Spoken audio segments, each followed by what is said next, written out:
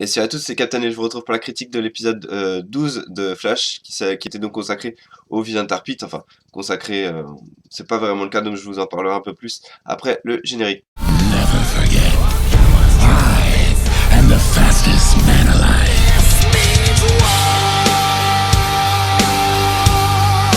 This means war.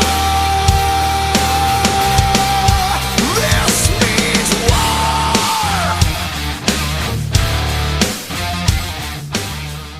You're next. Donc en fait là on a vraiment eu dans cet épisode on a vraiment eu l'exemple typique du vilain de la semaine, c'est-à-dire Tar Pit, c'était voilà, il fallait un vilain pour trouver un vilain pour construire l'épisode autour de ça.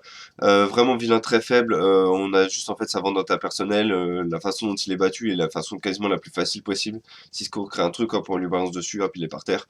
La seule chose que ça implique, c'est que enfin, en voulant se venger, il fait de Iris une victime collatérale, c'est-à-dire elle se fera un éclat de verre dans l'épaule, mais ça vit même pas en danger. Donc, du coup, il y a vraiment aucune tension dramatique pour le coup. Par contre, la chose que ça a pu faire, c'est que ça a développé deux personnages, enfin deux personnages ont été développés, même si je pense que personnellement il y en a trois qui ont été développés dans cet épisode. Donc le premier personnage développé, c'est Wally West, enfin, on apprend qu'en fait il recherche la vitesse parce que ça lui rappelle son enfance, etc. Et son enfance joyeuse surtout. Donc du coup c'est sympa parce qu'en fait ça développe carrément son personnage pour être le futur Flash. En fait maintenant c'est plus qu'une question de temps avant qu'il découvre, jusqu'à ce qu'il découvre que Harry sait qui est le Flash, il va découvrir ensuite qui est le Flash, et ensuite il va devenir le Flash. Je pense que voilà, il nous reste encore une dizaine d'épisodes jusqu'à la fin de la saison, je pense que d'ici ces 10 épisodes, il sera le futur Flash.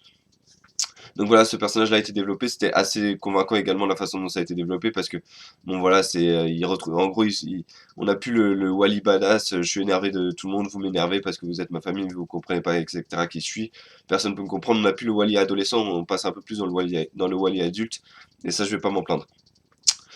Deuxième personnage qui a été développé, donc c'est le Harrison Wells de la Terre 2. Encore une fois, son développement était assez sympa parce qu'il n'est pas manichéen comme lui il le dit, c'est-à-dire dans son discours, il dit le monde est fait de noir et blanc, amour, haine, etc. Tout ça s'oppose et tout ça ne font que la vie.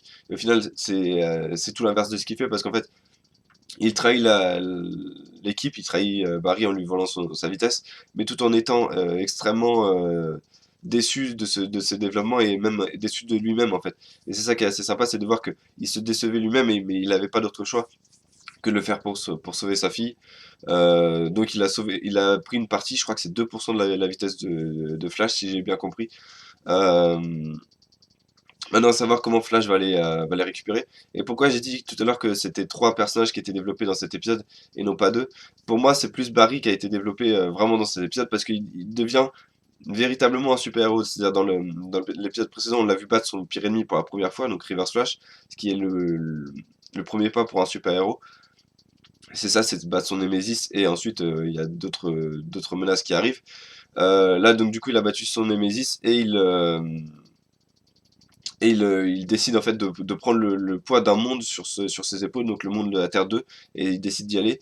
Et du coup, c'est assez sympa, c'était assez sympa de voir Barry qui dit en gros, j'ai pris cette décision de garder Harrison West, tout ce qui arrive c'est de ma faute, maintenant je vais en prendre les responsabilités, je vais aller sauver ce monde, et on va tout faire pour aller sauver ce monde. Donc de ce côté-là, c'était vraiment, vraiment très sympa de voir ce développement chez Barry.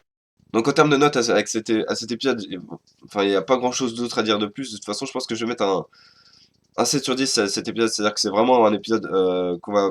À mon avis, c'est un épisode, comme on pourrait dire, lambda, anonyme, etc. Parce que dans le décompte des épisodes qu'on fera à la fin de la saison, quand on aura par exemple le Blu-ray chez soi, je pense que cet épisode 12, on va vraiment le passer en accéléré parce qu'il n'y a pas grand-chose à en retirer.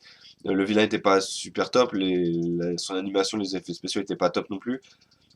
On apprend juste comment ils peuvent enfin, fermer les brèches vers l'autre monde, mais c'est vraiment tout ce qui se passe dans cet épisode. C'est vraiment plus un épisode pilote, selon moi, pour le futur de cette saison 2. Voilà, c'est l'épisode qui lance véritablement la deuxième partie de la saison 2 avec donc le voyage sur la Terre 2, Barry qui devient véritablement un super-héros, et Wally qui accepte en fait d'être dans la famille West et par conséquent, plus ou moins d'être dans la famille, dans la Flash Family, plus ou moins.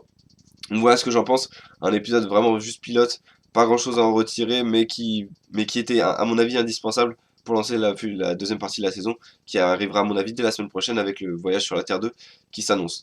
Donc voilà, je vous remercie d'avoir regardé cette vidéo, je vous donne rendez-vous la semaine prochaine pour une critique de Flash, si vous suivez que The Flash. Sinon il y a Legend of Tomorrow qui est la critique qui arrivera vendredi, et la critique de Supergirl qui arrivera mardi matin. Donc voilà, je vous remercie d'avoir regardé cette vidéo, et je vous dis à bientôt.